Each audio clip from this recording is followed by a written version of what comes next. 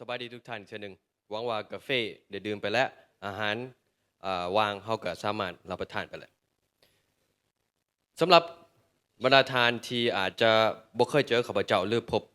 เจอข้าพเจ้าตัวจริงครั้งทำอิฐก็ต้องขอบใจและต้องขออภัยพอเมื่อกี้มีบางทานบอกว่าข้าพเจ้าเว้าแห้งไป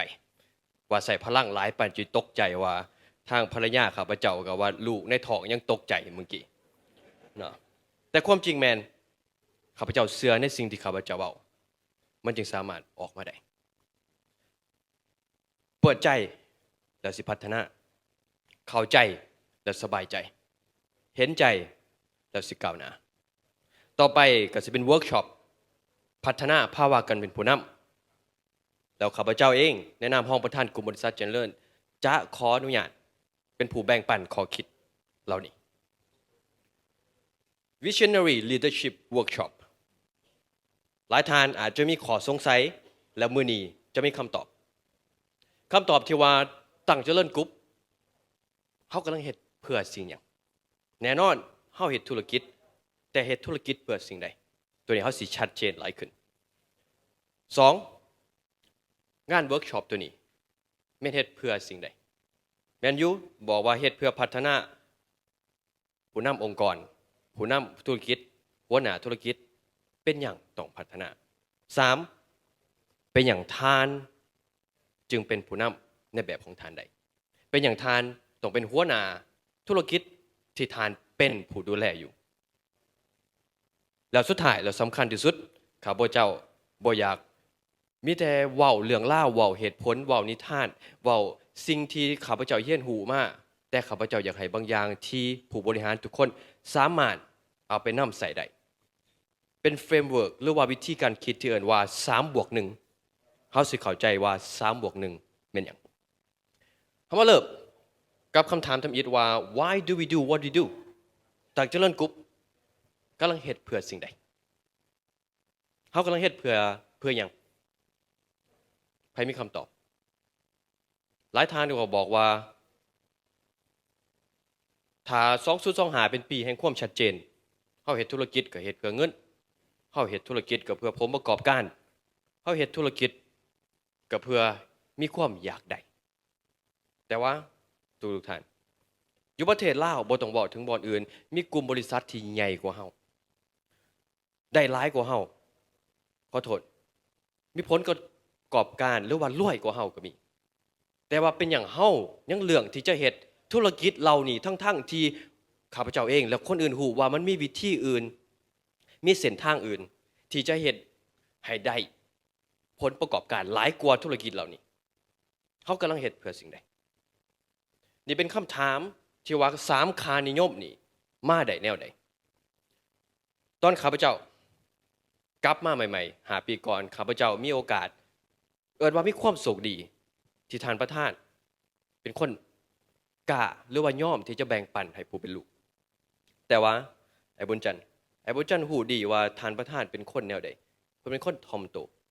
ลุงข้องอยู่กับปามาดนลุงข้องหูประธานเป็นคนติดท่องหลังผาเราบ่เคยเว้า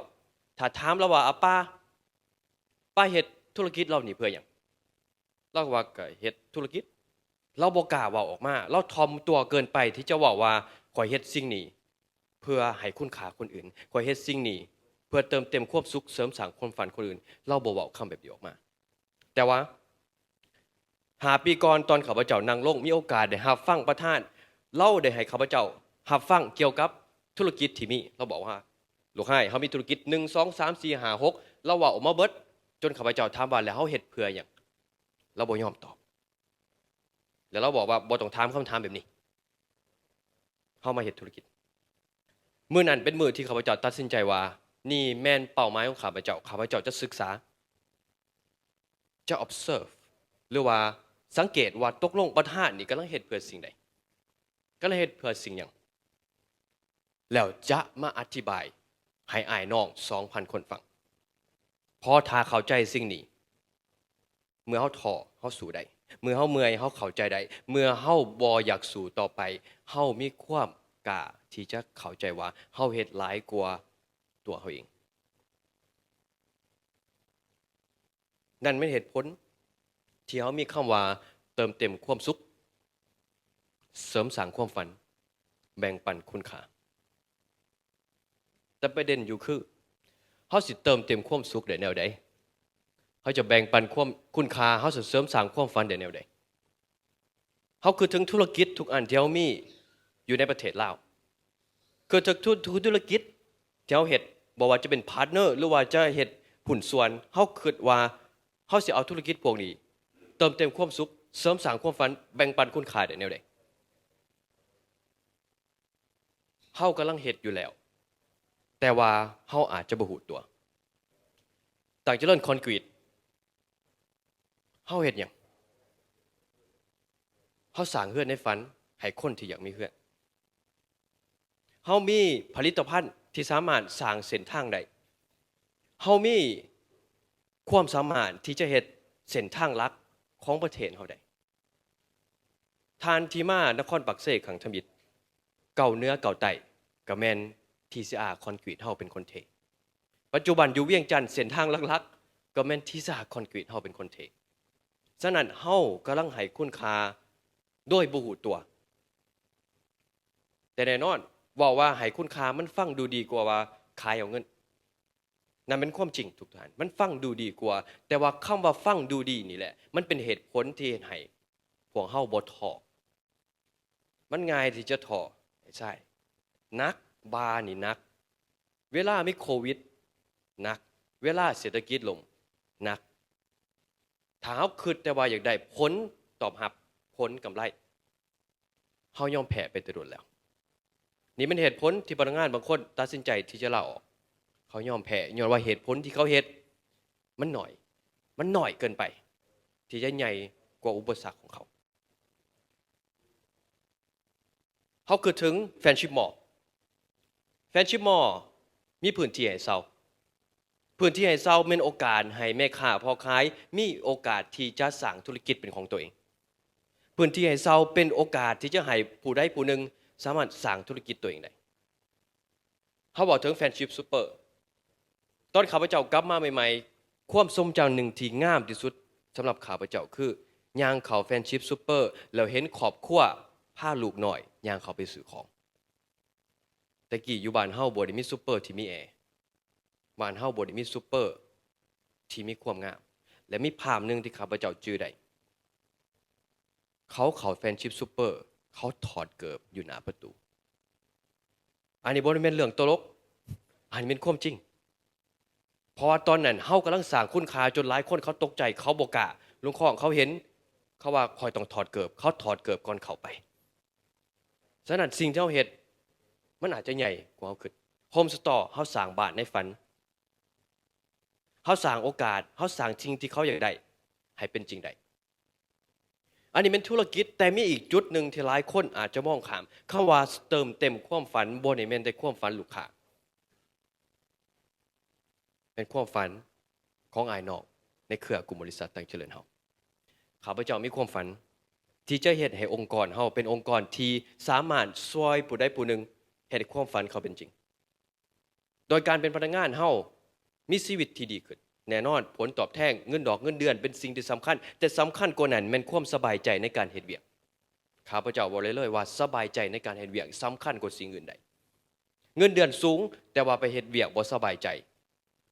เขาก็บ่มีความสุขนั่นมันใส่ชีวิตในฝันบ่หรือว่าใส่ในชีวิตในนรกโรงแรมจำปาสักแกวนเวียงจันทน์แกวนอมรีเวียงจันทน์หรือว่าอมรีวังเวียงนี่เป็นตัวอย่างง่ายๆของว่าการให้คุณค่าโดยการให้บริการการให้คุณค่าโดยการเติมเต็มความสุขแล้วข้าพเจ้าขอเว้าเลยว่าพี่ลั่นไอ้น้องหลายคนที่อยู่กับจำปาสักแกวนของเฮาใช่เกิดหลายคนเขามีความสุขหลายขึ้นเขารู้สึกว่าฝันของเขาเป็นจริงได้คำว่าฝันเป็นจริงบ่ได้หมายความว่ารวยมีเฮือนหลังใหญ่แต่ว่าเขาเฮ็ดเวียกเขามีรอยยิ้มเขาเฮ็ดเวียกแต่เขาสบายใจแล้วบรรดาทานในจุดที่ว่าทานเป็นผู้นำทานสามารถเฮ็ดสิ่งนั้นเขาได้นี่แม่นธุรกิจในเครือของพวกเฮามีธุรกิจน้อยๆที่ข้าพเจ้าบ่เว้าถึงคือตัวอย่างเฮามี V Fitness ธุรกิจฟิตเนส าให้คุณค่าโดยการสร้างสุขภาพที่ดีเฮามีธุรกิจยังอีกหลายตัวอย่างคือตลาดปากซองตลาดปากซองตลาดปากเซ่ให้คุณค่าแบบเต็มที่พ่อค้าแม่ขาย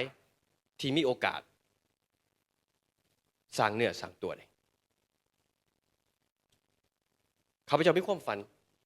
ที่จะสร้างองค์กรที่มีประเพณีในการสร้างผู้น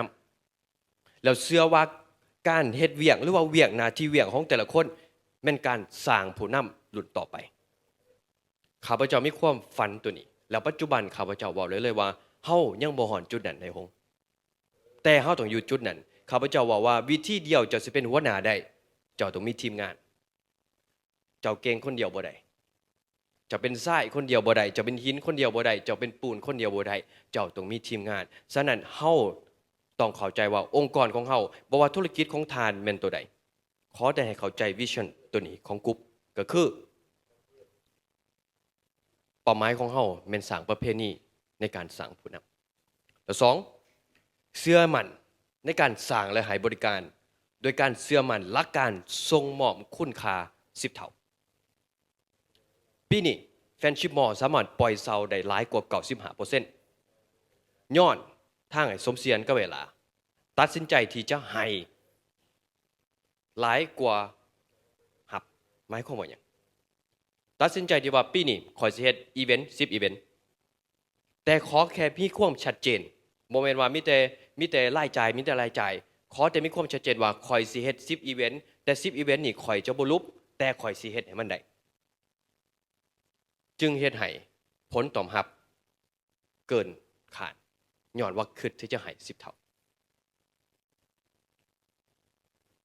แล้วเฮ็ดแนวใดทุกท่านนี่เป็นคำเว้าที่สวยงามนี่เป็นคำเว้าที่ฟังแล้วอาจจะมีความรู้สึกว่าข่อยดีใจที่ข่อยเฮ็ดเวียกอยู่ในกลุ่มบริษัทต่างเจริญนี้แต่ความจริงแม่นเฮาจะเฮ็ดแนวใดเฮาจะเฮ็ดจังแนวจึงจะเติมเต็มความสุขใดเฮาสิเฮ็ดแนวใดเฮาจึงเสริมสร้างความฝันแบ่งปันคุณค่าใด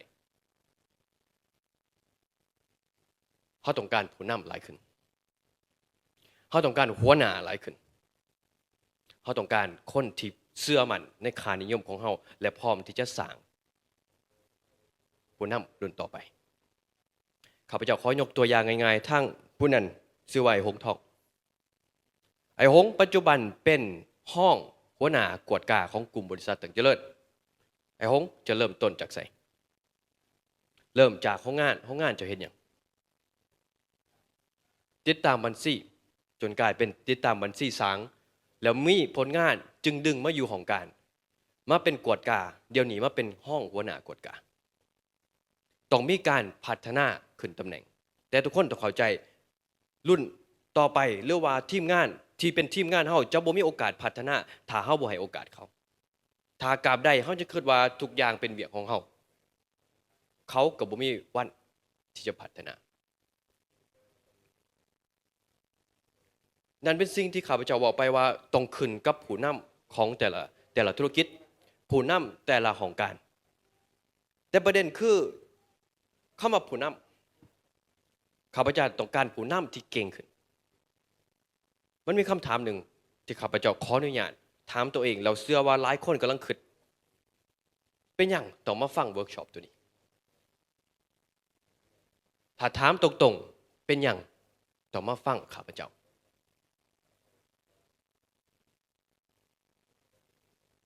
เป็นยังพี่ปิงปองอาจจะคิดว่าข่อยฟังเจ้าแล้วจะเป็นลูกเจ้าของข่อยฟังเจ้าแล้วเอาเอกสารจ่ายเงินเดือนอยู่โต๊ะเดี๋ยวเด้ข่อยฟังเจ้าแล้วเพราะว่าเจ้าเส้นลายเส้นอันเดียวข่อยปิ้วเด้อันนี้เป็นคำถามที่อย่าเข้าใจผิดว่าเป็นคำถามที่อาจบ่มีเหตุผลเป็นคำถามที่มีเหตุผลไอ้ผู้ทอดถ้าข้าพเจ้าจะเว้าเข้ามาเป็นผู้นำที่ดีข้าพเจ้าเองเป็นผู้นำหรือบ่ข้าพเจ้าเองมีสิทธิ์หยังที่จะเว้านอกจากเกิดมาเป็นลูกของคนที่เป็นผู้นำองค์กรแล้วข้าพเจ้าเชื่อว่าคำถามนี้สมควรแล้วคู่ควรที่จะถือข้าพเจ้าตอบและให้ทุกคนรับฟังเหตุผลทำอิดเลยความจริงข้าพเจ้าโชคดีที่เกิดมาเป็นลูกทานหัวแสงอรุณ แต่โมเมนต์ว่าย้อนว่าเกิดมาแล้วมีฐานะที่ดี แต่เกิดมาย้อนว่าผู้ที่เป็นพ่อได้ดำเนินธุรกิจตั้งแต่ก่อนต่างเจริญกรุ๊ปเฮาเปิดโตที่นิทานเห็นเขาว่าต่างหัวเนี่ยเป็นป้ายตั้งแต่สมัยปี1980ที่เขาเจ้าไปเห็นอยู่ในสางแล้วตัดสินใจเอามาเฮ็ดเป็นกรอบให้เพิ่นแล้วป้ายตัวนี้นี่ถ้าไผอาจจะท่านสมัยนั้นอยู่ลาวป้ายตัวนี้นี่แม่นใส่ยางรถตัดเอาแล้วมาเฮ็ดเป็นป้ายเมื่อประธานเห็นประธานมีความภูมิใจฉะนั้นเหตุผลลักๆที่ข้าพเจ้าอยู่ในจุดนี้ได้แล้วเหตุผลที่บรรดาทานต้องฟังข้าพเจ้าเพราะว่าข้าพเจ้าเป็นลูกผู้ที่เป็นเจ้าของแต่โมเมนต์เจ้าของที่ว่าเป็นเจ้าของธุรกิจซื่อๆเป็นเจ้าของที่มีประสบการณ์เฮ็ดธุรกิจมาดนพร้อมทั้งประธานเป็นคนที่บ่อายที่จะเว้าถึงความผิดของเราข้าพเจ้ากลับมาใหม่ๆอาป้ามักเอิญไปนั่งล่มอยู่ในห้องการและสิเว้าถึงความรู้สึกผิดความเสียใจที่บางครั้งไปกวดเห็นทีมกวดกากวดเห็นบางอย่างที่บ่สมมาพอควรบางเทื่อไปได้ข่าวว่าทีมงานอยู่หน้างานเฮ็ดบ่ถูกหรือเฮ็ดบ่ดีทุกคนต้องเข้าใจว่ามันมีองค์กรเฮาใหญ่แล้วเวลาเพิ่นเว้าเรื่องพวกนี้ให้ข้าพเจ้าสมัยนั้นเป็นวัยหนุ่มไฟแห้งสมัยนี้บ่อยากไฟแห้งแล้วอยากให้ใจเย็นๆลงไปเมื่อข้าพเจ้าได้ยินก็บอกว่าเอามันออกจบสิหยังอีสักแต่ว่ามื้อนี้ข้าพเจ้าเข้าใจประธานบ่ได้บอกให้ข้าพเจ้าย้อนว่าเราอยากการคำตอบเราอยากให้ข้าพเจ้าเฮียนหูความเข้าใจและความเห็นใจมนุษย์นำกันฉะนั้นเหตุผลทำอิฐที่ข้าพเจ้ายืนอยู่จุดนี้ได้ย้อนว่าโชคดีเกิดมาในครอบครัวที่โมเมนต์ธุรกิจครอบครัวแต่เป็นครอบครัวที่เฮ็ดธุรกิจตั้งเจริญกรุ๊ปเฮาบ่แม่นธุรกิจครอบครัวคือทานคำไตบอกไปว่าตะกี้เฮาเป็นธุรกิจครอบครัวพี่ไปเดี๋ยวนี้เฮาเป็นครอบครัวที่เฮ็ดธุรกิจทุกคนที่อยู่ในแสงอรุณเฮ็ดธุรกิจเบิดบ่แม่นว่าเฮาเป็นธุรกิจครอบครัวที่บ่มีระบบที่บ่มีพนักงานที่บ่มีกฎที่บ่มีวิสัยทัศน์เฮาเป็นครอบครัวที่เฮ็ดธุรกิจอยากให้ทุกคนเข้าใจสิ่งนี้แตกต่างกันเหตุผลที่ข้าพเจ้ายืนจุดนี้ได้แม่นมีประธานผู้ที่พร้อมที่จะแนะนำชี้นำและพร้อมที่จะบ่อายที่จะเว้าความผิดพลาดของเราเฮ็ดให้ข้าพเจ้าได้ศึกษาได้เรียนรู้และได้พัฒนาตัวเองเข้าใจคำว่าผู้นำเขาเห็นแนวใดเข้าใจคำว่าคนที่เป็นเจ้าของธุรกิจที่แบกภาระเขาเห็นแนวใดถ้าเราบ่บอกถึงความเจ็บความเมื่อยหรือความทุกข์ใจข้าพเจ้าก็ทรงสิบ่เข้าใจโชคดีที่ว่าเรากล้าที่จะเว้าบ่อายที่จะเว้าเหตุผลที่2เมื่อย้อนข้าพเจ้ามีโอกาสได้เฮ็ดเวียกกับบรรดาทาน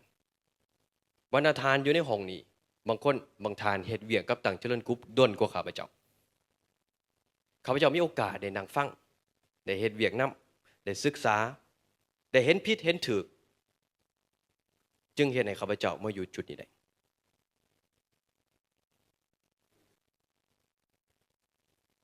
แล้วอีกเหตุผลหนึ่งบรรดาทานบางคนอาจจะรับรู้ว่าข้าพเจ้ามีแบ็กกราวด์หรือว่าจบปริญญาตรีในด้านจิตวิทยาและปริญญาโทในด้านปรัชญาจึงสามารถเฮ็ดให้ข้าพเจ้าหันบ่แม่นเพียงแต่เห็นแต่สามารถศึกษาแล้วเอามาแบ่งปันเป็นบทเรียนได้บางคนอาจจะเก่งแต่ว่าถ่ายทอดบ่ได้นี่เป็นสิ่งหนึ่งที่อันตรายบางคนอาจจะเป็นผู้นำที่เก่งคือตัวอย่างประธานเราจะบ่แบ่งปันสิ่งเหล่านี้บ่แม่นว่าเราอายเราทอมเป็นตัวเราเชื่อว่าค่อยเว้าออกไปแล้วมันสิเบิ่งบ่งามแต่เฮาอยู่ในยุคที่ว่าถ้าบ่เว้าออกไปพนักงานเขาบ่ฮู้เด้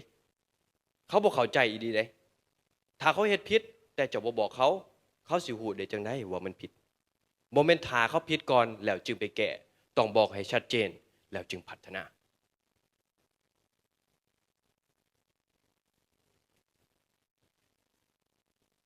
นี่เป็นรูปของทานนิวเซนแมนเดลาเป็นผู้นำของประเทศแอฟริกาแล้วมันมีจุดพิเศษหนึ่งของทานผู้นำคนนี้ก็คือ บ่ว่าจะเป็นศาสนาใดประเทศใดหรือว่าคนมาแต่ใส่เขาก็ถือว่าเราเป็นผู้นำที่ดีบ่ว่าเจ้าสิเชื่อในสิ่งที่ประเทศนั้นเฮ็ดอยู่บ่เขาก็เชื่อว่าเราเป็นผู้นำที่ดีแล้วมีสิ่งหนึ่งที่เฮ็ดให้ข้าพเจ้าตัดสินใจบ่เว้าในมื้อนี้แล้วบ่เว้าในปีทำอิฐที่มาบ่เว้าในปีที่2ที่มาบ่ได้เว้าปีที่3ปีที่4แต่ตัดสินใจมาเว้าในปีที่5หลังจากได้ร่วมงานกับทีมงานหลังจากได้ผ่านร้อนผ่านหนาวผ่านวิกฤตกับทีมงานตัดสินใจจะมาเว้าในมื้อนี้ย้อนคำว่า be the last to speak เขาอยู่ในสมัยที่ทุกคนบอกว่าเจ้าต้องเฮียนหูที่จะฟังเห็นบ่ฟังหลายๆฟังหลายๆฟังหลายๆข้าพเจ้าว่าถ้าจะเป็นผู้นำเจ้าต้องเป็นคนเว้าคนสุดท้ายเพราะถ้าเจ้าจะมีแต่ฟังเจ้าบ่เว้าจะเป็นผู้นำได้แนวใดถ้าจะมีแต่ฟังแล้วไปคิดแล้วบ่ลงมือเฮ็ดเจ้าจะเป็นผู้นำได้แนวใดในเรื่องราวของท่านนิลสันแมนเดลาเราได้บอกถึงพ่อของเราที่เป็นหัวหน้าชนเผ่าว่าเวลาประชุมเราสังเกตพอเราเห็น2อย่าง1ทุกคนสินั่งเป็นโต๊ะกบ2บ่ว่าอีสังจะเกิดขึ้นพอเราจะเป็นคนเว้าคนสุดท้ายการเป็นคนเว้าคนสุดท้ายซอยเฮาได้2อย่าง1เฮาให้โอกาสอ้ายน้องเฮามีคำคิดคำเห็นแล้วอ้ายน้องเฮารู้สึกว่าสิ่งที่เขาเว้ามีความหมาย2เฮาได้ขอคิดใหม่ๆที่บางครั้งเฮาอาจจะมองข้ามแล้วการที่เฮาเป็นคนเว้าคนสุดท้ายสิซอยเฮาในการตัดสินและเฮ็ดเวียกให้มันก้าวหน้าสิ่งที่เกิดขึ้นรวมทั้งโตข้าพเจ้าเองย่างเข้าไปในห้องประชุมข่อยคิดว่า1 2 3 4 5พวกท่านคิดว่าแนวใดมันสาเกินไปแล้วเวลาที่ข้าพเจ้าว่า1 2 3 4 5คนอื่นเขาบ่กล้าติแล้วเขาบ่กล้าสะกิดแล้วเขาบ่กล้ามีคำเห็นที่แตกต่างแล้วเพราะว่าเฮาเว้าออกไปแล้วแต่ว่าเมื่อเฮาเข้าไปว่าข่อยมีปัญหาตัวนี้พวกเจ้าคิดว่าแนวใด1 2 3 4 5แต่ละคนเว้าออกมาแล้วเฮาเป็นคนเว้าคนสุดท้ายฟังสำคัญแต่สิเป็นหัวหน้าใดต้องเป็นคนเว้าคนสุดท้ายข้าพเจ้าอยากให้ทานบรรดาทานจื้อคำนี้เป็นคนเว้าคนสุดท้ายถ้าเขียนลงได้ให้เขียนคำว่าเป็นคนเว้าคนสุดท้าย What does it mean to be a good leader ผู้นำหัวหน้าที่ดีเป็นแนวใดใจดีบ่ใจดีไปพนักงานบ่รับฟังเฮ็ดจังได๋ข้าพเจ้าก็เลยอยากให้ทุกท่านคิดถึงสิ่งนี้ทุกข้องหัวหน้ากับลูกน้องต่างกันแนวใด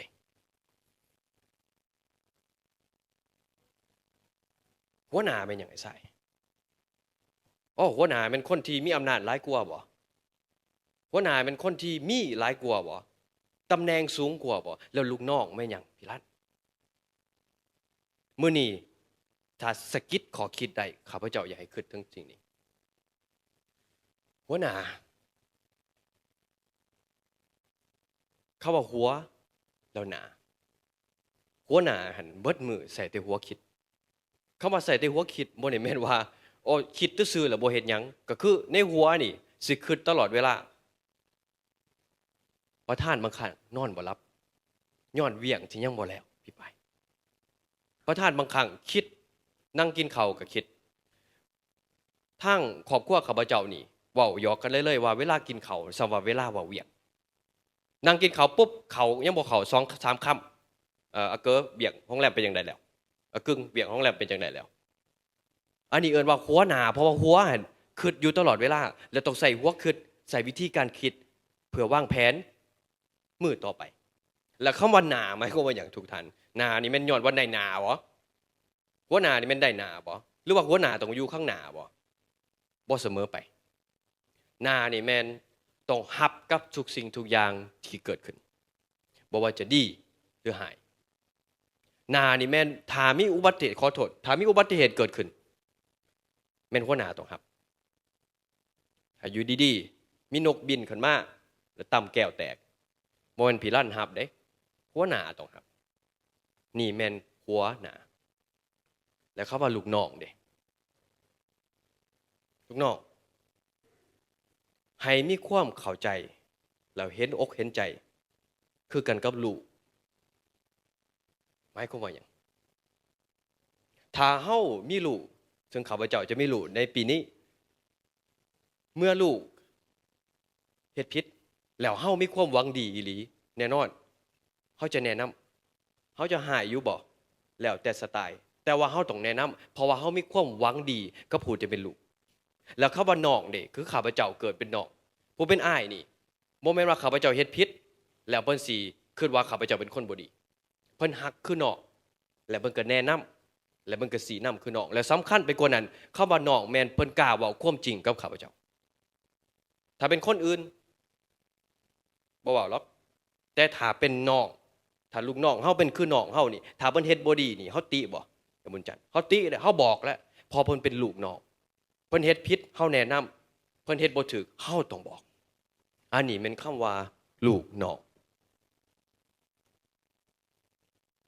เฮาเริ่มก้าวเข้าสู่วิสัยทัศน์หรือว่าวิธีการคิดของคำว่าการเป็นผู้น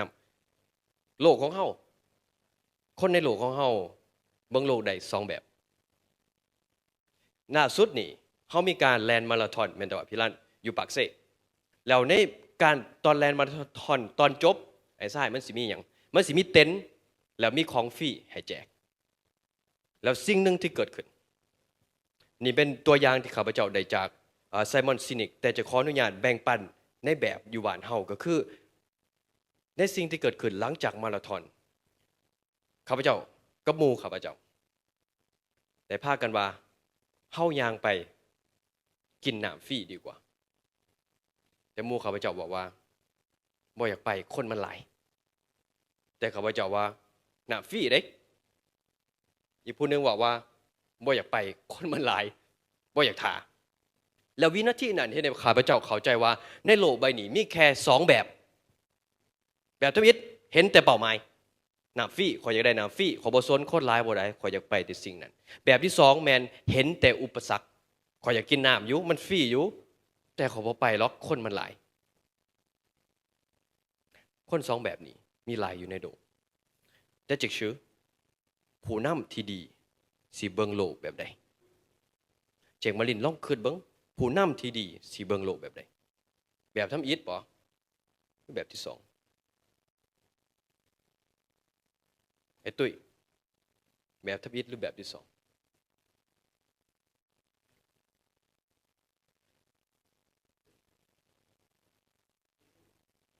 เกิดขอให้ทุกคนตบมือซบเซยตุ้ยอีกทีนึงคนที่จะเป็นผู้นำได้แม่นเข้าใจเห็นใจคนที่เห็นแต่เป้าหมายเพราะว่าเขาสิเจอแต่อุปสรรคแน่นอนเขาสิคิดบวกหลายเกินไปเห็นใจคนที่เห็นแต่อุปสรรคเพราะว่าเขาสิเห็นทุกอย่างเป็นสิ่งที่บ่ดีผู้นำเฮาต้องเข้าใจสิ่งนี้เราเห็นใจคน2คนนี้ถ้าทุกท่านเปิดใจรับฟังถ้าจื้อได้สิ่งเดียวข้าพเจ้าให้ขอจื้อสิ่งนี้แล้วสิ่งนี้นี่จะสามารถเฮ็ดให้การบริหารบุคคลของทานง่ายขึ้นแล้วพร้อมทั้งสามารถเพราะว่าสิ่งที่ข้าพเจ้าจะแบ่งปันตัวคำว่าเลข3นี่โมเมนต์แค่การบริการโมเมนต์แค่ management แต่เป็น psychology หรือว่าวิธีการคิดของมนุษย์เฮาแล้วสิ่งนี้ที่สามารถใส่ได้กับครอบครัวผู้เป็นลูกหรือว่าภรรยาหรือว่าสามีสามารถใส่ได้เบิดถ้าจะเข้าใจสิ่งนี้เขาจะเฮ็ดตามสิ่งที่จะเว้าเขาจะฟังในสิ่งที่จะเว้าเขาจะเชื่อในสิ่งที่จะเว้าแล้ว3อย่างนี้แม่นหยังข้าพเจ้าอยากให้จื้อคำว่า3 บวก 1จะอธิบายต่อไปว่าบวก1มันเป็นหยังคำว่า3 บวก 1นี่3นี่แม่น triangle of leadership หรือว่าสามเหลี่ยมแห่งการเป็นผู้นำถ้าท่านเข้าใจ3อย่างนี้เขาจะนำเจ้าเป็นผู้นำได้และ3อย่างนี้มันเป็นหยัง1ผู้นำต้องมีการสื่อสารที่ดีสื่อสารที่ดีหมายความว่าหยังข้าพเจ้าขออนุญาตเอาตัวอย่างง่ายๆหลานของข้าพเจ้าท่านตาข้าพเจ้าบอกให้หลานว่าไปเมียนห้องสื่อสารไปแล้วชัดเจนแล้วย่างเข้าไปแล้วจับหมอนอยู่พื้นเอาขึ้นทั้งเตียงแล้วว่าเมียนแล้วข้าพเจ้าบอกว่าเมียนห้องแต่ข้าพเจ้าบ่ได้บอกว่าเปลี่ยนปูที่นอน ข้าพเจ้าบ่ได้บอกว่าเมียนอยู่นั่นเมียนอยู่นี่ข้าพเจ้าว่าคิดว่าตัวเองสื่อสารถึกแล้วแต่ที่จริงบ่ชัดเจนเขาบอกว่าเขาอยากให้พนักงานเขานั่งเป็น8คนแต่ว่าเขาบ่ได้บอกชัดเจนว่านั่ง8คนอยู่ไสนั่งแนวใดนั่งจุดใดฉะนั้นการสื่อสารต้องมีความชัดเจนคนที่ฟังจึงนำเขาบอกกับครอบครัวเขาคือกันขออยากให้ใจตั้งใจเฮ็ดเวียกหลายขึ้นตั้งใจเฮ็ดเวียกหลายขึ้นหมายความว่าหยังขออยากให้พนักงานมีความตั้งใจหลายขึ้นตั้งใจหมายความว่าหยังไงเซียนเจ้าต้องชัดเจนกับเขาให้เขามาเวียงไวขึ้นบ่ให้เขามาเวียงตรงเวลาบ่ให้เขามีการรายงานเวียงบ่ทุกอย่างต้องชัดเจนฉะนั้นนี่เป็นสิ่งที่เหมือนสิ่งที่2บางเทื่อเฮาชัดเจนไปแล้วคือข้าพเจ้าบอกกับหลานว่าโอ้ท่านตาการเมียนห้องนี่ต้องเมียนเบิดทุกสิ่งทุกอย่างต้องเปลี่ยนผ้าปูนอนต้องเปลี่ยนหมอนนอนต้องเปลี่ยนทุกสิ่งทุกอย่างแต่ข้าพเจ้าลืมไปอย่างหนึ่งเราเฮ็ดบ่เป็นเราบ่มีทักษะฉะนั้นเวลาเฮาเว้ากับทีมงานหรือว่าลูกน้องเฮาเว้าไปแล้วเฮาชัดเจนไปแล้วแต่ว่าเฮาลืมไปว่ามึงเชื่อเขาเฮ็ดบ่เป็นเด้แล้วมันเป็นเวียงของเฮาที่ต้องฮู้ตัวอย่างซูเปอร์บอกว่าเฮาสิจัดโล่งจัดเชลฟ์ใหม่จัดดีๆแล้วให้มันงามๆนี่จัดแบบนี้แบบนี้แบบนี้แต่ลืมไปว่าเขาจัดบ่เป็นให้สมหวังทีมงานบางคนบอกว่านี่ขออยากให้เจ้าเฮ็ดบัญชีให้มันชัดเจนเฮ็ดให้มันมันดีเจ้าชัดเจนอยู่ต้องมีรายรับรายจ่ายต้องมีคูณจังสันจังซี่มันได้ลืมไปว่าบัญชีอันที่รับมาเฮ็ดบ่เป็นฉะนั้นตัวที่2นี่ต้องใส่ใจไปไว้แล้วตัวที่3และสำคัญที่สุดแม่นแห้งจูงใจบางครั้งการสื่อสารเจ้าชัดเจนบางครั้งความสามารถเขาก็เป็นแต่เขาบ่อยากเฮ็ดข้าพเจ้าเอาตัวอย่างอีกตัวหนึ่งท่านตาร้านของข้าพเจ้าบอกชัดเจนว่าต้องเฮ็ดหยังข้าพเจ้าบอกชัดเจนว่าการเมียนห้องนี่ต้องเบียน1 2 3แล้วข้าพเจ้าก็ซ้อนไปอีกแต่ว่าเราบ่อยากเฮ็ดเราบ่มีแห้งจูงใจเป็นหยังเราต้องเฮ็ดแล้วมันขึ้นกับเฮาว่าเฮาเป็นคนแนวใดเฮาเป็นผู้นำแนวใดผู้นำที่เขาฮักแล้วอยากเฮ็ดกับเฮาบ่แล้ว2มาแห้งจูงใจนี่ต้องเข้าใจมันเกี่ยวกับเรื่องผลตอบรับนำเรื่องเงินเรื่องค่านำบางเทื่อเงินเดือนเขาต่ำไปแล้วเขาบ่อยากเฮ็ดแต่ทุกคนต้องเข้าใจสิ่งนี้มีความอันตรายกับคำว่าเงินเดือนต่ำไปแล้วบ่อยากเฮ็ดเพราะว่าผู้นำบางครั้งอาจจะเปลี่ยนคนที่พร้อมที่จะเฮ็ดในสิ่งที่เขาเป็นตัวนี้อยากให้ทุกคนเอาไปคิดนะเพราะว่าสมมติถ้าคิดแต่คำว่าแห้งจูงใจข่อยก็ไม่ได้ขึ้นตำแหน่งให้ขึ้นเงินเดือนให้ตัวเลขเป็นสิ่งที่บ่มีวันหยุดเรามือได้เขาสิเฮ็ดแห้งจูงใจเขามันอยู่ใส่มันต้องหลายกว่าคำว่าผลตอบรับมันต้องเป็นความอยากเฮ็ดของเขาความพร้อมที่จะเฮ็ดของเขาความภูมิใจที่จะเฮ็ดของเขานี่เป็นเหตุผลหลักๆที่ข้าพเจ้าขออนุญาตให้ทุกท่านมารับฟังในมื้อนี้แม่นอยากได้ยินจากปากของผู้นำองค์กรว่าเฮาเฮ็ดหลายกว่าคำว่าผลตอบแทนแล้วแน่นอนวิดีโอนี่ออกไปหรือว่าไอ้น้องกลุ่มบริษัทเฮาฟังก็อาจจะ4นิ้วแล้วบอกง่ายๆว่ามันเว้าง่ายแล้วเจ้าอยู่ในจุดนั้นแล้วมันเป็นเรื่องธรรมดาทุกคนมันเป็นเรื่องธรรมดาแล้วคนเรานั้นก็อาจจะบ่ได้อยู่กับเฮาดนบ่แม่นว่าเขาผิดบ่แม่นว่าเขาบ่ดีแต่เขาบ่ได้แม่นคนที่จะพร้อมที่จะพัฒนาไปกับเฮาองค์กรของเฮา5 ปีที่ผ่านมาตั้งแต่ข้าพเจ้ามาซอยกลุ่มบริษัทต่างเจริญบ่เคยไล่ไผออกบ่เคยไล่ไผออกเลยในห้องการอยู่บ่อนอื่นข้าพเจ้าบ่แน่ใจแต่อยู่ห้องการเฮาบ่เคยไล่ไผออกเลยแต่เขาเลือกที่จะออกเองข้าพเจ้าใช้คำว่าข้าพเจ้าจะบ่ไล่ไผออกแต่ไผที่บ่พร้อมพัฒนาหรือบ่พัฒนาตัวเองเขาสิออกเองเพราะว่าเขาบ่สบายใจในการเฮ็ดเวียกนี่เป็นสิ่งหนึ่งเข้ามาแห้งจูงใจเมื่อเฮาชัดเจนกับวิสัยทัศน์ค่านิยมของเฮาคนที่พร้อมจะพัฒนาไปกับเฮาเขาจะพัฒนาไปกับเฮาเอง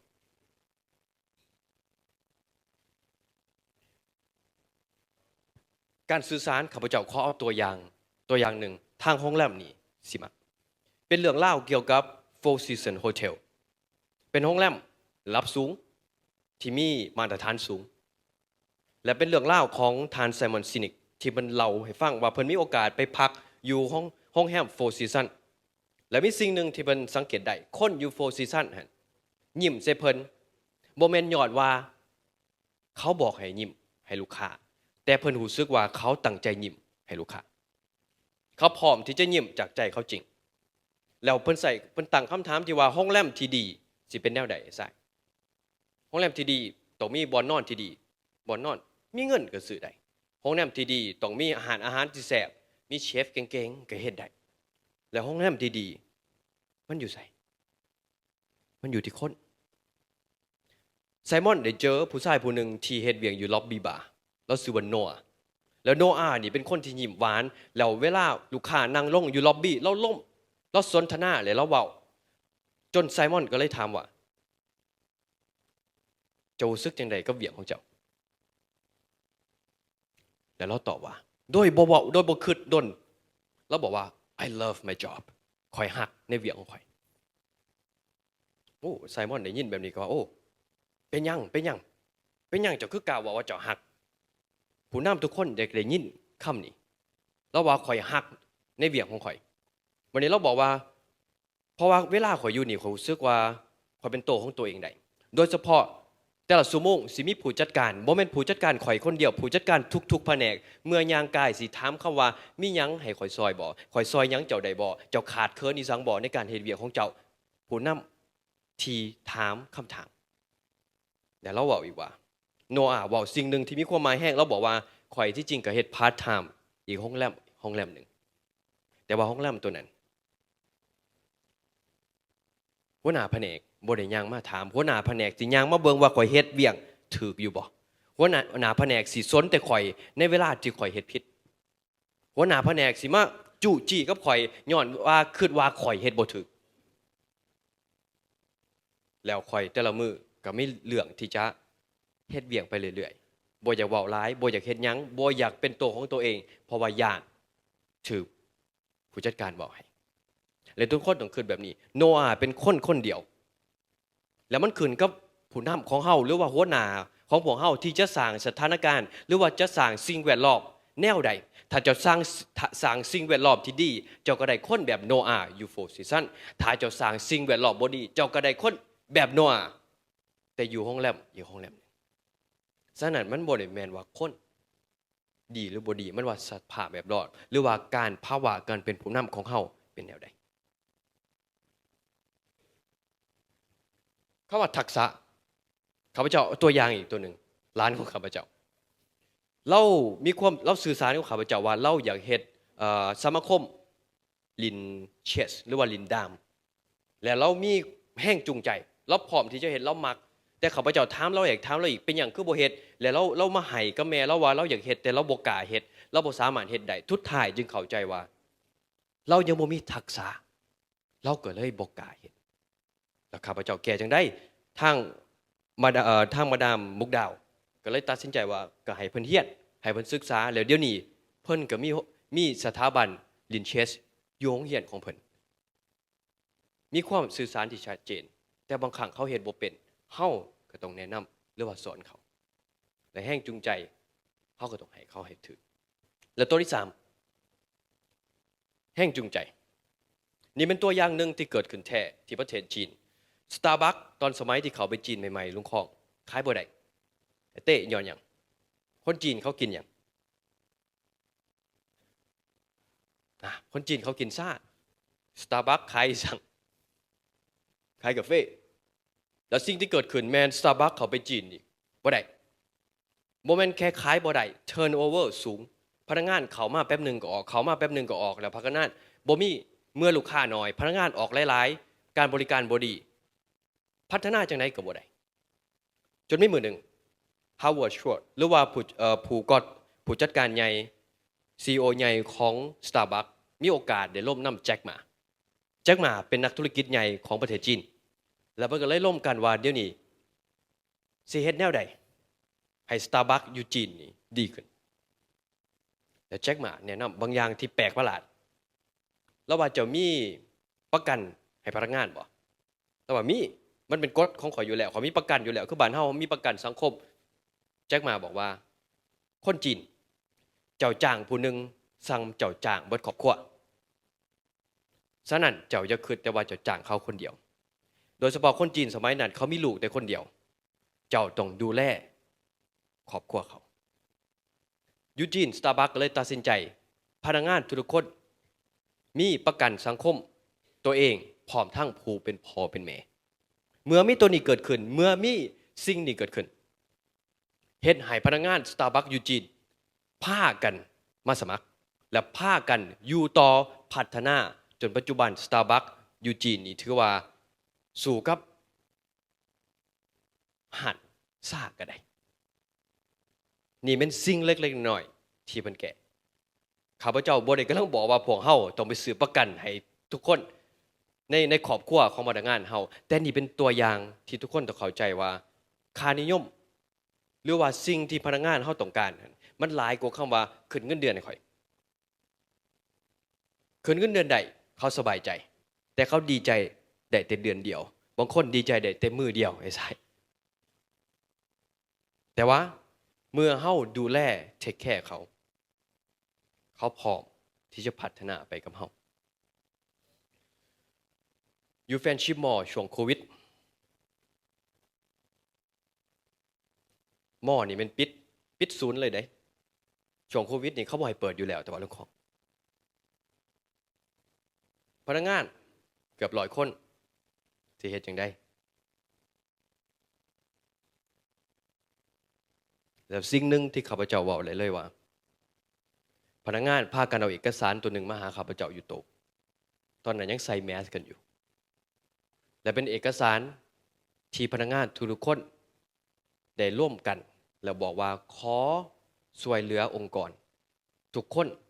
ขอเอาเงินเดือนแค่ครึ่งหนึ่งโดยที่ข้าพเจ้ายังบ่ได้เสนอโดยที่ข้าพเจ้ายังบ่ได้บอกว่าโอเคข่อยสิตัดผู้นี้ออกข่อยสิตัดผู้นั้นออกแล้วสิ่งที่น่าสนใจไปกว่านั้นก็คือผู้นำหรือว่าผู้บริหารของแฟนชิพมอลนั้นบอกว่าขอตัดเงินเดือนของผู้บริหารแต่ว่าขอแม่บาทเชิงเพิ่นได้น้อยอยู่แล้วขอบ่ตัดความคิดแบบนี้จะเกิดขึ้นมาได้บ่แม่นย้อนแค่หัวหรือว่าผู้นำองค์กรส่งลงมาแต่มันต้องเกิดขึ้นได้ย้อนเขารู้สึกว่าเขามีแรงจูงใจนี่เป็นสามเหลี่ยมของการเป็นผู้นำถ้าทานจื้อสิ่งนี้ได้ขอใจจื้อสิ่งนี้เฮาต้องสื่อสารให้ชัดเจนเฮาต้องเชื่อว่าคนที่เฮาสื่อสารไปเขามีทักษะและสำคัญที่สุดเขาต้องพร้อมหรือว่ามีแรงจูงใจที่จะเฮ็ดสิ่งนี้แล้วบวกหนึ่งมันเป็นหยังเวลาบวกหนึ่งนี่มันเป็นหยังมันมีสั่งที่ขาดไปใน equation หรือว่าในบทตัวนี้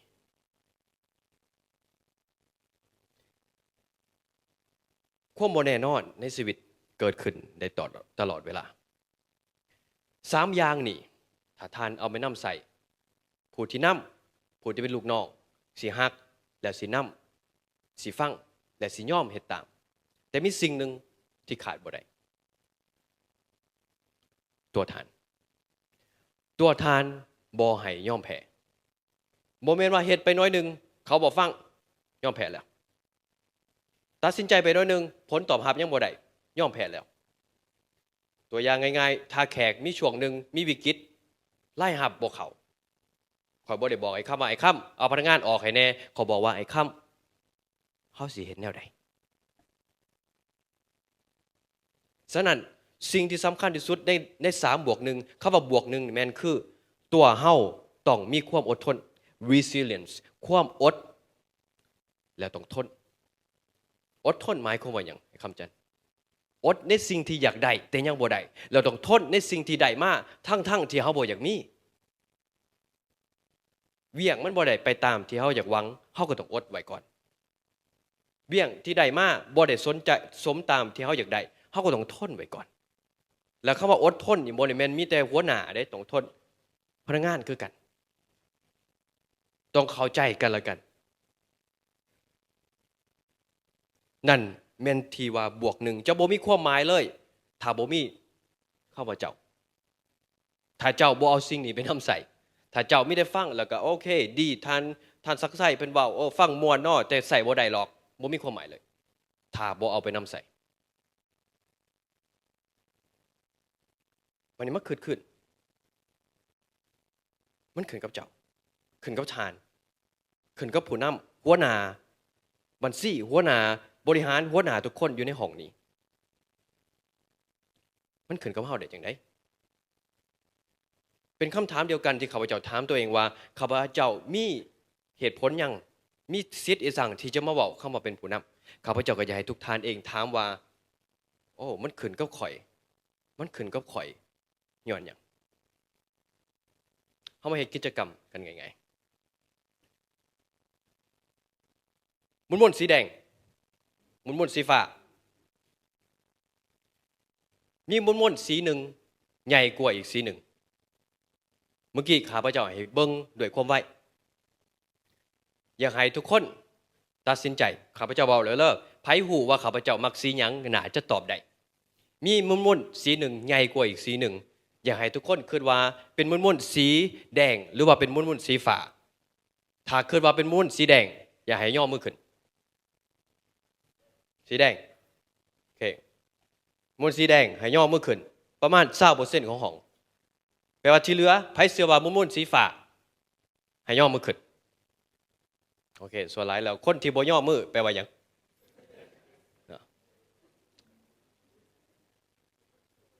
ขอให้เบิ่งอีกทีหนึ่ง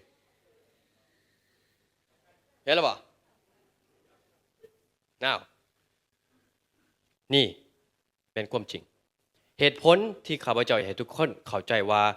ทานอยู่ในจุดนี้ได้แม่นย้อนสองมุนๆนี่มันสำคัญแต่ย้อนเฮาอยู่ข้าพเจ้าอยู่ในจุดที่กำลังเว้ากับทุกท่านบ่แม่นว่าตัวแต่ข้าพเจ้ากำลังเว้าในบางอย่างในสิทธิ์ที่ว่าข้าพเจ้าอยู่เวทีและข้าพเจ้ามีสิทธิ์หรือว่าคำเว้าของข้าพเจ้ามีพลังในการสามารถเฮ็ดให้สิ่งที่คือกันแตกต่างกันได้ก็คือคำเว้าของทานที่มีต่อลูกน้องมันศักดิ์สิทธิ์กว่าหลายกว่าทานขึ้นนี่เป็นตัวอย่างง่ายๆแค่เว้าสีขาวเป็นดำก็ยังได้แค่บอกว่าเบื้องขวามือใหญ่กว่าซ้ายมือเบื้องใหญ่กว่าขวามือก็ยังได้ย้อนว่าเฮาอยู่ในจุดที่เป็นคนเว้าให้เขาฟังฉะนั้นให้คิดแบบนี้ว่า your word have power คำเว้าของทานมีความหมายแล้วมีความศักดิ์สิทธิ์นี่เป็นเหตุผลที่ข้าพเจ้าอยากให้ทุกท่านมาอยู่ในห้องนี้บ่แม่นย้อนว่าข้าพเจ้าคิดว่าทุกคนต้องมาเฮียดแต่ข้าพเจ้าเชื่อว่าทุกคนในห้องนี้มีสิทธิ์ที่จะเว้าให้ไอ้น้องฟังแต่คำเว้าของทานมันศักดิ์สิทธิ์เหลือเกินบางคนบอกว่าข่อยเป็นคนเว้าตรงข่อยบ่เว้าหลายบ่แม่นจะเว้าตรงจะยังบ่มีมารยาทในการเว้าบางคนว่าข่อยเป็นคนเว้าแบบนี้แหละข่อยบ่อยากเว้าแบบยาวหลายข่อยเว้าตรงๆให้ลูกน้องข่อยฟังลูกน้องข่อยเข้าใจลูกน้องจะฟังแต่ลูกน้องจะบ่มีแรงจูงใจฉะนั้นแทนที่คือข่อยบอกว่าเปิดใจที่จะพัฒนาเห็นใจที่จะรับฟังสบายใจในการเฮ็ดเวียกแม่นเฮาต้องเข้าใจสิ่งนี้เฮาต้องเข้าใจว่าสิ่งที่เฮาเว้าวิธีการเฮาเว้าสิ่งที่เฮาสั่งลงไปวิธีการที่เฮาสั่งลงไปมีความหมายแล้วข้าพเจ้าเห็นได้จากท่านประธานเวียงเพิ่นหลายเหลือเกินเพิ่นบ่ได้บอกลุงข้องไปจัดการว่าลุงข้องจัดการจังได๋แล้วบางครั้งเพิ่นก็ไปเบิ่งนำลุงข้องอีกเถียงควบลุงข้องอีกแต่ว่านั่นเป็นวิธีการเฮ็ดเวียกของมันฉะนั้นคำเว้าของเฮาศักดิ์สิทธิ์เหลือเกิน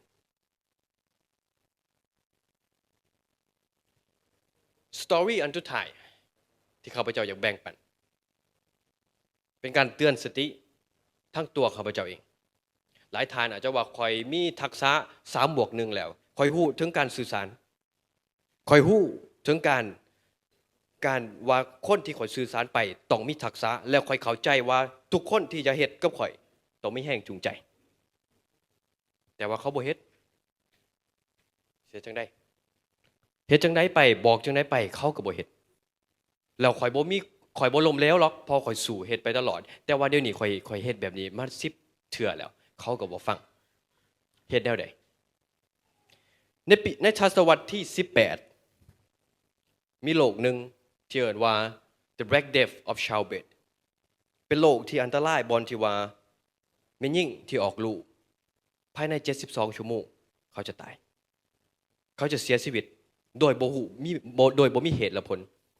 72ชั่วโมงภายในหลังจากออกลูกเขาจะเสียชีวิตในสมัยนั้นยุคศตวรรษที่18อยู่ยุโรปเป็นยุคศตวรรษที่เขาเริ่มจะบ่เชื่อในเมจิกบ่เริ่มที่จะเชื่อในว่าความงมง่ายด็อกเตอร์ก็เลยพากันว่าเฮาต้องมาศึกษาว่ามันเป็นหยังด็อกเตอร์ทุกคนก็พากันตอนเช้าขออนุญาตเอาศพผู้ที่เสียชีวิตนั่นมาศึกษาว่ามันมีหยังเกิดขึ้นกับศพเหล่านี้เขามาศึกษาแล้วตอนแรกถ้ามีคนออกลูกเขาก็ไปออกลูกตอนเช้าศึกษาตอนแรกไปคลอดลูกให้เขาจนผ่านมาช่วงหนึ่งมีทานหนึ่งที่ชื่อว่าโอลิเวอร์เวนโดโฮมเราได้สังเกตว่าด็อกเตอร์ที่ไปศึกษาศพของผู้เสียชีวิตเป็นกลุ่มด็อกเตอร์เดียวที่จะไปคลอดลูกให้แม่ยิ่งและแม่ยิ่งเหล่านั้นเสียชีวิตเดี๋ยวเราบอกทุกคนว่าด็อกเตอร์โฮมเราบอกว่าทุกท่านเฮาเป็นปัญหาเฮาเป็นคนนำเสื้อมาให้ผู้เป็นแม่ด็อกเตอร์นี่แหละเป็นคนที่นำเอาเสื้อตัวนี้นี่มาให้ patient หรือว่ามาให้คนที่กำลังของลูกเพราะสมัยตะกี้ทุกคนเขาบ่ได้ล้างมือ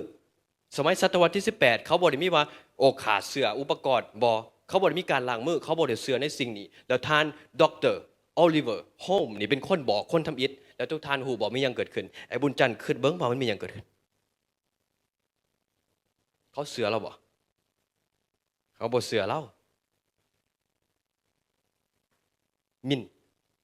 เขาเสือเราบ่เป็นยังเขาบ่เสือเราเป็นด็อกเตอร์เด้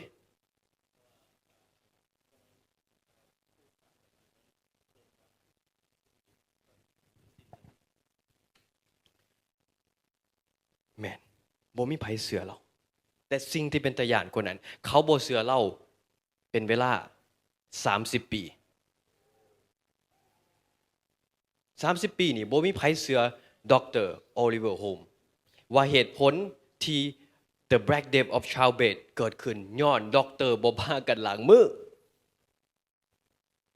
หลังจาก30 ปีไปแล้วเขาจึงมาตัดสินใจว่าแค่เฮาล้างมือแค่เฮาขาเสื้ออุปกรณ์แพทย์ก่อนที่จะลงมือ Black disease ตัวนี้หรือว่าโรคตัวนี้ก็หายไปเลยบ่เกิดขึ้นอีกเลยฉะนั้นเรื่องเล่าตัวนี้ที่เกิดขึ้นจริงกับเฮาสอนเฮาได้2อย่าง1การเปลี่ยนแปลงต้องใส่เวลาโดยเฉพาะการเปลี่ยนแปลงที่บ่มีความเชื่อที่ชัดเจนการเปลี่ยนแปลงดร.โอลิเวอร์โฮมนี่อยากเปลี่ยนแปลงแต่ว่าคนอื่นความเชื่อนี่เขาเชื่อว่าเขาเป็นที่หนึ่งเขาเชื่อว่าเขาเก่งที่สุดเป็นอย่างเขาต้องฟังเจ้าคนเดียวและตัวที่2และสำคัญที่สุดทุกท่านสำคัญที่สุดเรื่องเล่าตัวนี้กำลังบอกเขาว่าบางครั้งมันโมเมนต์เวียงที่เป็นปัญหาบางครั้งมันโมเมนต์ลูกน้องเฮาบ่เก่งบางครั้งมันเป็นตัวเฮาเองบางเทื่อเฮาเองหันแข็งกะลาจนเกินไปไอ้ไสบางเทื่อตัวเฮาเองหันคิดว่าเฮาหูไปว่าทุกสิ่งทุกอย่างบางเทื่อตัวเฮาเองคิดว่า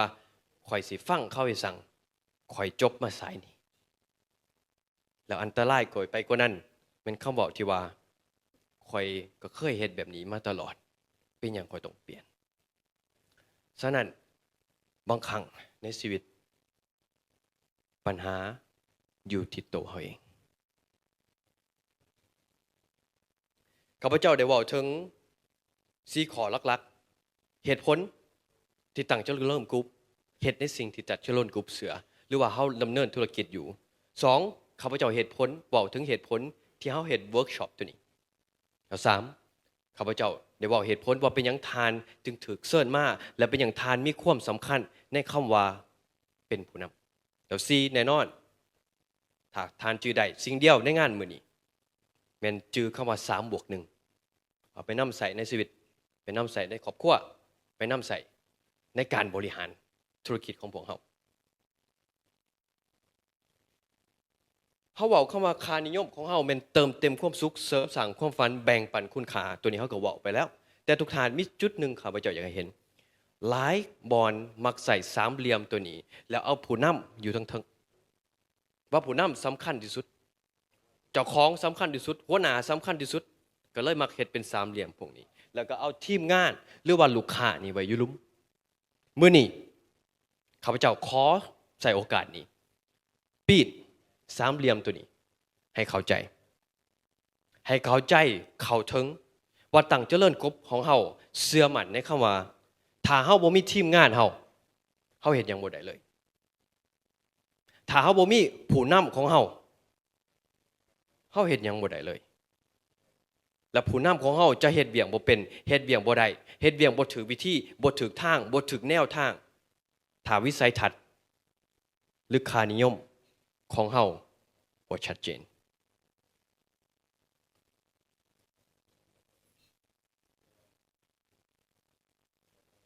บรรดาท่านที่มีเกียรติทุกท่านค่านิยมที่ข้าพเจ้ามื้อนี้ได้เป่าประกาศออกไปวิสัยทัศน์พร้อมทั้งวิธีการคิดที่ข้าพเจ้าเชื่อว่าและหวังว่าจะสามารถเฮ็ดให้ทานเอาไปนำคิดเอาไปนำใส่ได้สำคัญกว่าสิ่งใดก็คือข้าพเจ้าอยากให้เข้าใจว่าเฮาอยู่ในจุดที่มีทางเลือกที่จะนำใส่หรือว่าทางเลือกที่จะคิดซื่อ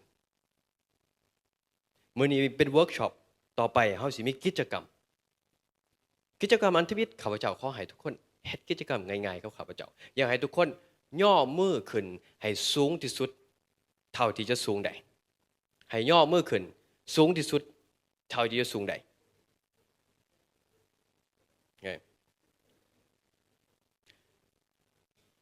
ให้ขึ้นอีกน้อยนึงโอเคพ่อนี่เป็นตัวอย่างเลยขอโอกาสเป็นบทเรียนอันสุดท้ายเมื่อกี้ข้าพเจ้าว่าประโยคทำอิฐว่าขอให้ย่อมือสูงขึ้นสูงที่สุดเท่าที่จะสูงได้ทุกคนก็ย่อมือขึ้นประเด็นคือวินาทีที่ข้าพเจ้าว่าสูงขึ้นอีกน้อยนึงทุกคนก็โยนสูงขึ้นอีกน้อยนึงข้าพเจ้าก็ถามขึ้นตัวโยนสูงขึ้นอีกน้อยนึงมันมาได้ถ้าเธอทำอิฐเจ้าก็ย่อมือขึ้นสูงที่สุดเท่าที่จะสูงได้แล้วเรื่องเล่าตัวนี้กิจกรรมง่ายๆนี่กำลังบอกให้เฮาว่าบางครั้งความสามารถของเฮาเองยังต้องการผู้นำมาบอกว่าเฮาเฮ็ดได้ดีกว่าเก่าข้าพเจ้าสักไสเสียงรุ่นขอให้บรรดาทานมีความสุขขอให้ทานบรรดาทานมีความแข็งแรงแต่สำคัญที่สุดอยากให้บรรดาทานมีความกล้าที่จะพัฒนาตัวของท่านเองขอบใจขอเสียงประธานนั้นตบมือดังๆเนาะให้กับทานศักดิ์ไสแสงอรุณของพวกเราขออินเสิร์ตทานพักผ่อนได้